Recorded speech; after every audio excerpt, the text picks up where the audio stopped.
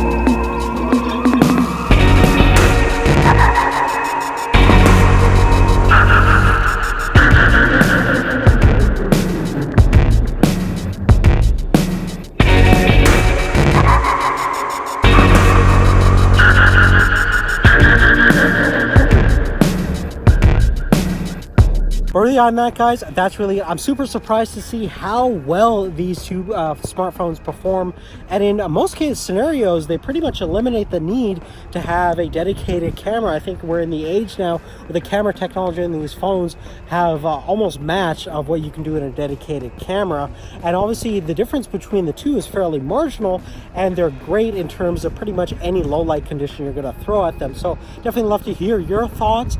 We're going to have a battery life comparison as well as a speed test comparison between these two and some other phones as well, so check out the description down below for more of those videos. In the meantime, thank you so much for your support. Thanks for watching. We'll see you next time. Take care.